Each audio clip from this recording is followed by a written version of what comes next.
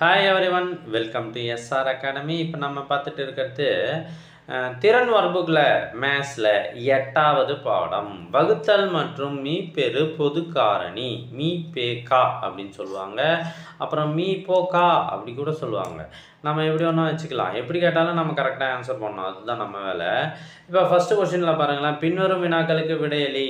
ஈவு மீதி காண்க. சாதாரணமாக எனக்கு வகுத்து சொல்லுங்க அப்படின்றாங்க. 32 4ஆல் வகுக்கணுமா?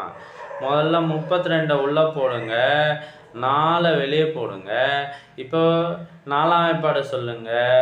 ஒரு 4 4 ஈர் 4 8 3 4 12 4 4 16 5 4 20 6 4 24 7 4 28 8 4 32. இதே நம்பர் வந்துச்சுன்னா இங்கே 8 போடுங்க, இங்கே 32 போடுங்க, கழிச்சு போடுங்க 0.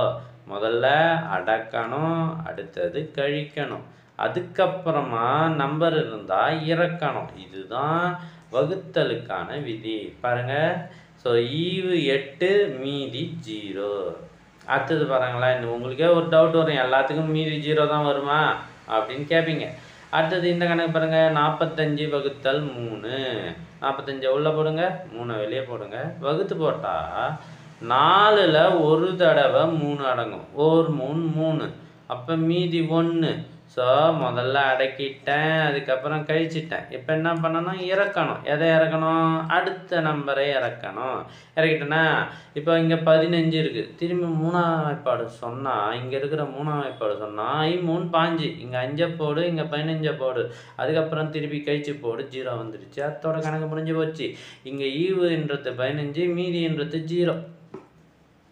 அதே போல் 28 2ஆல் வகுக்கணும். 2ஆல் வகுக்கணும்னா உங்களுக்கு 2ஆம் வாய்ப்பாடு தெரியணும். அடுத்தது 75 5ஆல் வகுக்கணும், இதுக்கு 5ஆம் வாய்ப்பாடு தெரியணும். ஸோ போட்டு பாருங்கள், உங்களோட ஆன்சரை செக் பண்ணுங்கள், தேவைப்படுற இடத்துல பாஸ் பண்ணுங்கள்.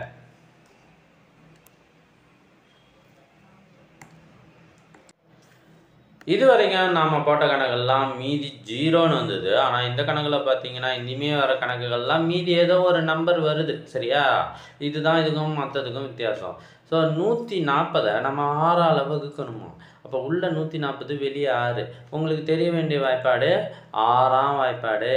ஸோ மொதல் 2 நம்பரை எடுத்துக்கணும். சார் 1 தானே எடுக்கணும், 1ல் 6 அடங்காது, அதனால ஒன்றும் பிரச்சனை இல்லை, அது ஒரு 0 தடவை அடங்கும் அப்படின்னு நினச்சிக்கிட்டு பக்கத்தில் இருக்கிற 4 எடுத்தால் நமக்கு 14. 1 6 6 2 6 12. சார் 3 6 18 வருது, அதை போடக்கூடாதா? போடக்கூடாது. ஏன்னா இங்கே இருக்கிற நம்பரை விட சின்ன நம்பராக இருக்கணும், அதுவும் அதுக்கு அடுத்து நியர்பை நம்பராக இருக்கணும். 2 6 12 கழிச்சு போட்டோம்னா 2. அடுத்தது இறக்கு, 0வை இறக்கிட்டுனா இப்போ இங்கே 20 இருக்குது. 3 6 18 மீதி 2. ஸோ இது 23 மீதி 2. ஓகேவா? இப்போ ஒரு விஷயம் சொல்லித்தரேன் பாருங்க. இங்கே மீதின்னு ஒரு நம்பர் வருதுல்ல, அது இந்த நம்பரை விட சின்ன நம்பராக தான் இருக்கும். அதே போல் இங்கே கழிச்சு போட்டோம் இல்லையா, 2ன்னு வந்ததே, அது இந்த நம்பரை விட சின்ன நம்பராக தான் இருக்கும். ஒருவேளை அதுக்கு சமமாவோ அதை விட பெரிய நம்பரோ வந்தால் போட்ட கணக்கு தப்பு. அடுத்த கணக்கு போடுமா? 175 8ஆல் வகுக்க வேண்டும். 175 உள்ளே போடுங்க, 8 போடுங்க. 2 8 16 மீதி 1. பாருங்கள், மீதி 1, அது 8 விட கம்மி, அப்போ கரெக்டாக தான் போட்டுங்கிறோம். அடுத்து 5 இறக்குங்க, 1 8 8 மீதி 7, அதுவும் 8 விட கம்மி. ஸோ இப்போ ஈவு 21 மீதி 7. மாணவர்கள் என்ன தப்பு பண்ணுறீங்கன்னா, இங்கே இருக்கிறத ஃபில்லப் பண்ணவே மாட்டீங்க, இங்கே மட்டும் போட்டுன்னு வரீங்க. ஆனால் ஈவு தான் ரொம்ப ரொம்ப முக்கியம். அதே போல் இன்னும் 2 கணக்கு போட்டிருக்கேன், இதை நீங்கள் காப்பி பண்ணிக்கோங்க, வேணும்னா பாஸ் பண்ணி பாருங்கள். அடுத்து கடைசி 20ன் காரணிகள். அது என்ன சார் காரணிகளா? இது என்ன சார் புதுசாக இருக்குது? ஒன்றுமே கிடையாது. 20ன்னு ஒரு நம்பர் இருக்குது இல்லையா, இது எந்த வாய்ப்பாட்டிலலாம் வரும்? 1ஆம் வாய்ப்பாட்டில் வருமா? 1ஆம் வாய்ப்பாட்டில் எல்லா நம்பரும் வரும், அதனால் 1 என்பது அனைத்து எண்களுக்குமான காரணி அப்படின்னு வச்சுக்கிறோம். 2ஆம் வாய்ப்பாட்டில் 20 வருமா? ஆமாம் வரும். ஸோ அடுத்து 3ஆம் வாய்ப்பாட்டில் வருமா? வராது, அப்போ அது காரணிகளில் இடம் பெறாது.